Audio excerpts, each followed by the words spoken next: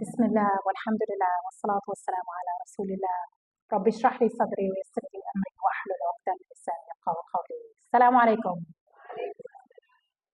It is such an honor to be here with you this afternoon, and I love coming to Dallas. My best friend lives here, so it's always a very easy yes, but it's a community that's so vibrant, so full of innovation in a good way, innovative ideas and projects. Yeah, exactly, and we all look to you, as examples of leaders.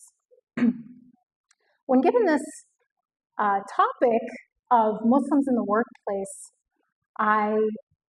it was a topic that I hadn't talked about in a long time, but it's actually my roots. I worked in corporate America for 15 years, and I haven't worked there for more than a decade. So if you do the math, I started when I was 5. That's a joke for the future for anyone who didn't get it, but I have been in the trenches in corporate America. I know what it's like. I started in, full hijab and so forth. And in a very male-dominated sector. I was an engineer. That was my previous life. My undergrad was in chemical engineering. And I started working in a factory, a paper factory in Green Bay, Wisconsin, when I was 19 years old. And that was how I started, and continued at Procter & Gamble for 5 more years, and then worked at Gallup for 10 years. And the experiences I had, I could share for a long time, but since then, I worked at a Muslim founded organization, which is the Institute for Social Policy and Understanding, which I was at for another decade as the director of research and now a scholar with the organization. So bringing all of that together, what I want to share with you are reflections on lessons learned from that experience and my own study of Surat Yusuf. So this might sound crazy, but that's how I'm going to frame this talk, is lessons for professional Muslims from Surat Yusuf. And I did a deep dive into Surat Yusuf in my podcast called Quran Conversations, where I was in conversation with my teacher and Sheikh Imam Muhammad Majid. So check it out if it sounds interesting.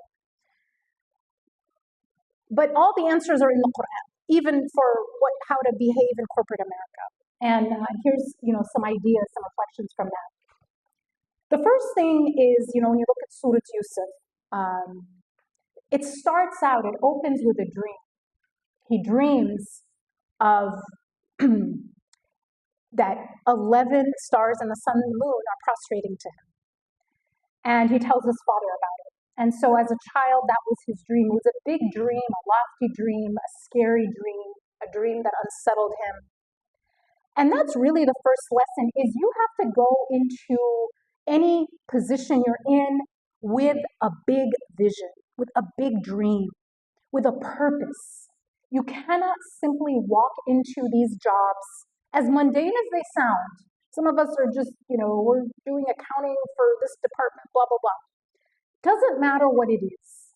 You need to be more than a cog in a machine. You need to have some niyyah behind your work, a vision, a purpose, some greater good that you are bringing about. You are different. You're not like everyone else in that company, in that position. So go in with a vision. The second incredibly important lesson from Surat Yusuf is seek out mentors. He went to his father. He wanted guidance on that mission. He didn't take it on himself. Now, the other beautiful lesson from that is his father, Sayyidina Yaqub alayhi salam, was a safe place to go with big dreams. And that's not to be taken for granted. Not all of us have parents that are safe places to go for dreams. But find a mentor that is, and then you in turn be that mentor for someone else. Be a safe place for people to come to you with big dreams, with scary ideas that are unsettling to them. So number 2, find a mentor and be a mentor. Be that safe place. The third is to turn to Allah at your lowest and your highest points. Professional life, wherever you work, is going to have some low points. It's going to have internal sabotage. God knows I have incurred internal sabotage in my work. Try working in corporate America on behalf of Muslim research, and you will learn what it means to spend 80% of your energy fending off internal sabotage from either jealous or Islamophobic colleagues that are supposed to be your friends. So you will find yourself in the bottom of that well because of betrayal from your so-called brethren. It could even be other Muslims, sadly. When you are in that proverbial well, seek Allah. Connect with Allah. That is your strength. And at some point, you will also, inshallah, sit in the thrones, in the rooms of power. You will sit at the tables where decisions are being made, just like Yusuf did, alayhi salam. And he did so with gratitude, humility, and by thanking Allah and connecting with Allah. So whether we are at the bottom of wells or in the boardroom, in the C-suite, we have to be servants of Allah and connect to Allah. The fourth thing is when you are managing people, when you are in charge of a team, cultivate an ummah, not a usbah. And I'm going to explain what I mean by that. It's really another way of saying build a community in your team, not a cult. So the brothers of Yusuf referred to themselves as a usbah. You know, that word is incredibly fascinating. When you look at where in the Quran does that word get used, it gets used only 4 times that I'm aware of when I did my research. Twice in Surat Yusuf, with his brothers describing themselves as a usbah. Once in Surah An-Nur, where it was describing the people who spread the rumor against Aisha, radiallahu anha. And once in Surah Al-Qasas, when it was describing how many men it took to carry the keys of the treasures of Qarun. So what do all of these meanings come to mean, or how do we understand all of these meanings together? Usbah comes from the root of asab. It's like or asabiya. It's a group that is tied together by a connection with each other that is based on something other than principle. It is like a game, like asaba in Arabic is a game. It's another way to talk about a cult. It's another way to talk about tribalism, asabiya. It's actually in the words of my co-presenter and teacher, his teacher calls it usness, Dr. Jackson, usness. It's about who is in the group, who is outside the group. That's asabiya. That's usbah. It means it's a group of people who have banded together for their own self-interest and protection, not based on principle, where they don't tolerate dissent, where they don't tolerate diversity, where anything that is different is seen as betrayal, where it's, if you're not one of us, you're our enemy. That's a usbah. A ummah is the opposite of that. An ummah is people who have come together not in clasping each other's hands, but in clasping a common rope of Allah. Now, what is the difference between these two models? In the ummah version, I am going to support you as long as we are together out of principle. What is seen as betrayal is not a difference in opinion, but a letting go of the rope of Allah, of working in a way that is unethical, then I will, as your friend and brother and sister, I will work to bring you back to the rope of Allah. It is about treating people outside that group according to the principles of that rope that we're all holding on to, not according to an out-group and an in-group. Ospa is the prerequisite of committing a genocide. This is Genocide Studies 101. It's the usness, it's the in-group and the out-group. It's the dehumanization of the out-group. There are entire nation states who exist based on the idea of Ospa. And we see the ramifications of that playing out, in real time. An ummah is I will treat you according to my principles, not according to how you treat me. So when you're building a team, when you're managing people, manage according to the idea of an ummah, not a Muslim. Don't create a cult of personality. And I've seen these inside corporate America. It's insane. Where they're basically a cult, answering to some strong personality in the room. Allow for dissent. In fact, there's research out of Google that found that the most effective work groups are not ones with higher education or even more work experience, but rather the ones that were found to give people the most, quote, emotional safety. What is emotional? It's an ummah. It's you're okay to be yourself in this group. You can tell the truth to your manager. That's how you manage effectively, and it's straight from the Quran. The fifth thing is don't let others valuing you, don't let the way other people value you to define you. So when Yusuf alayhi salam was found, taken out of the well by the caravan that went by, and they were so happy that they found a boy, not because they wanted to help him find his way home to his family, but because he was cargo now. They were going to sell him into slavery. So they were ecstatic at this find, but they devalued him so much that they sold him for penance of a prophet of God who has more beauty than half of creation, and they had no value for him.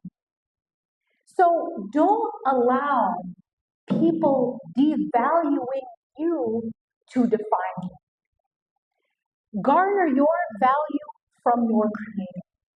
This is incredibly important when you're working in a big corporation, in a professional setting, where there is rampant racism and Islamophobia, which means you live in America and you're working somewhere. It cannot be internalized. You have to surround yourself with a supportive set of friends and family, and that mentor comes in, and you have to know who you are, and walk into rooms like you belong there because you do. We all suffer from imposter syndrome. We all do.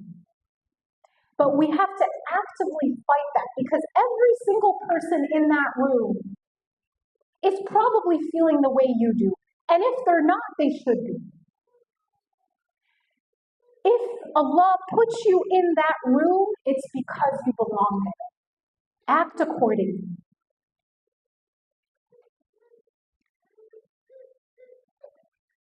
The next very important lesson, and comes from Surat Yusuf. Now, he gets sold into slavery, and the man who buys him, a minister in Egypt, gives him as a servant to his wife. As he grows up, he was a child when he was sold into this family's service. He, is incredibly attractive, now a mature young man, and the minister's wife becomes completely obsessed and infatuated with him, and coerces him, tries to coerce him to basically seduce him. She tries to seduce him, and I can go into a big analysis of all the psychological, warfare that she is using to coerce him.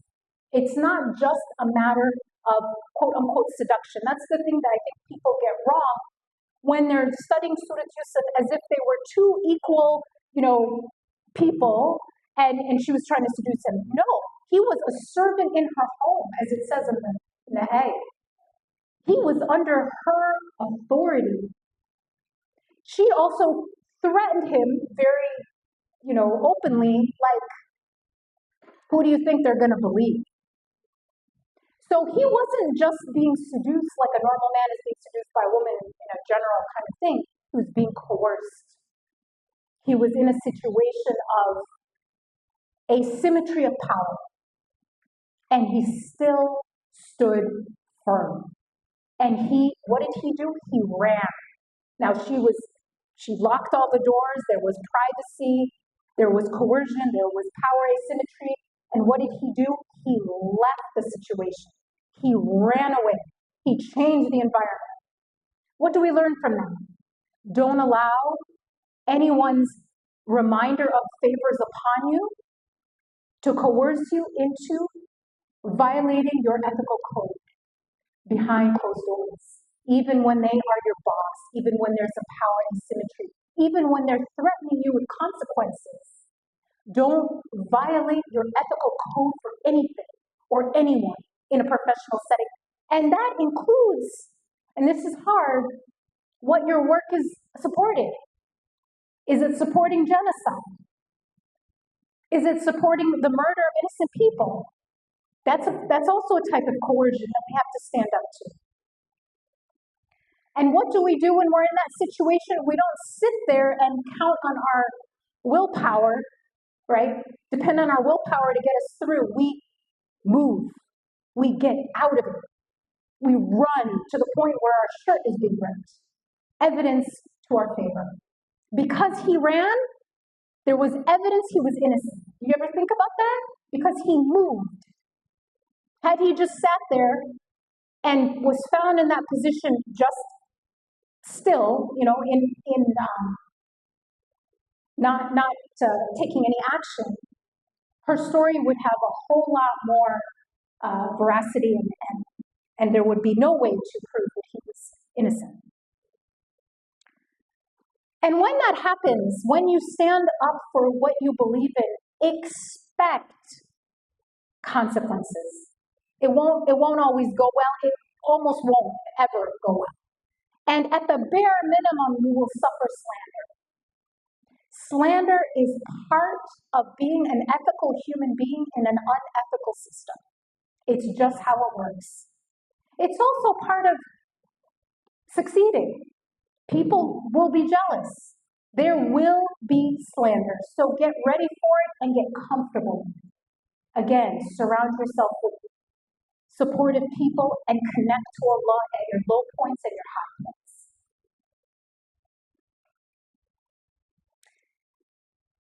The next thing that I think is and still the story of Yusuf, as we know what happens to him is he, despite knowing he's innocent, they put him in prison.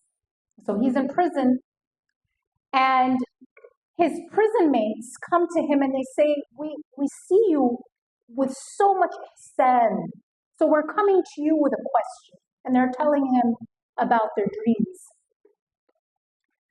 So wherever you find yourself, shine your ihsan. Just because of who you are. And when he starts to tell them about himself, he doesn't give them their answer right away. He introduces himself and who he is and why he's helping them, why he is who he is. He doesn't give himself credit. It's like, I'm just a really good guy. No, I follow a set of principles that make me a good guy. I come from a long line of spiritual ancestors, and that is my identity. I'm a servant of Allah. I'm an inheritor of prophetic tradition. That is why I behave this way. Tell people about who you are, but first, show them who you are. And when they notice your ihsan, don't be afraid to tell them why and where it comes from, where that light originates. Meet people where they are. One of the most beautiful things is how Yusuf alayhi salam speaks to his prison mates. Ya sahib as-sijn, my companions in the cell. He wasn't trying to be superior to them. He wasn't talking down to them. He was talking to them as equals, even though these were common criminals, and he was a prophet of God. Meet people where they are. Talk to their humanity.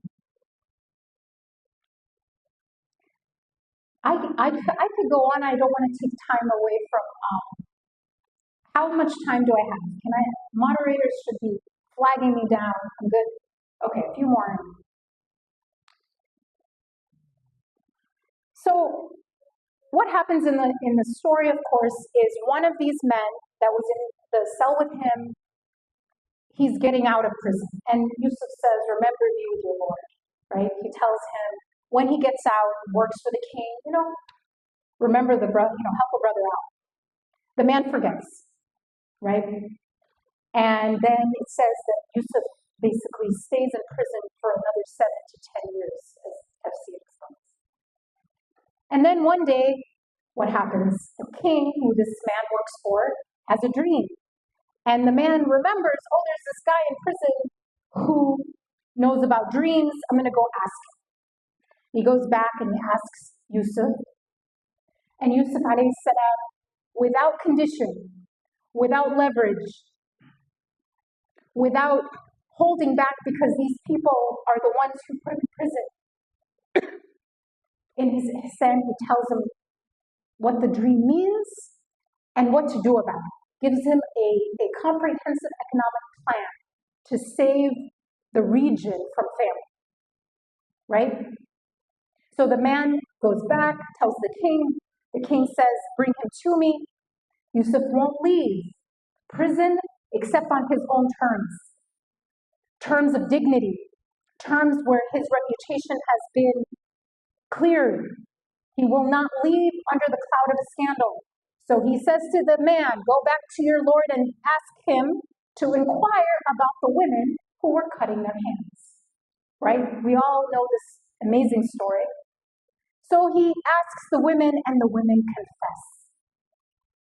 And then the climax happens where even the wife of the minister herself gives a full-throated confession. I want you to go back and read her confession because it is strong. She's not defending herself. She's not excusing anything she did. She's not softening it. It is a strong and clear confession. Now, I want you to think about this. This is extremely important. Do you think realistically that she and the other women would have been ready to stand before their king in front of everybody and give those kinds of confessions had that man not forgotten and come out of prison so early on? Would they have been ready? The answer is absolutely not. And I'll prove it to you. When do people who falsely accuse others confess? Decades later on their deathbed. That is how it works. They don't do it a year later, 2 years later. Thank you. So sometimes dreams need a big delay to come true. Because had those women not confessed, he would not have come out of prison and been the minister of the Egyptian treasury. He would have been a dream interpreter at best. But because of that delay, his dream came to pass as he envisioned it in the very beginning of the surah. So sometimes delays make dreams come true. And I'm going to end with this. In your work and in your struggles and in your professional life and in your personal life, as did Yusuf, no matter what was happening, keep a positive opinion of Allah. Not only Yusuf, alayhi salam, but his father, who had lost two boys, two sons, was still referring to Allah as the most merciful. Never lose sight of who is in control and how much good He wants for you. Thank you.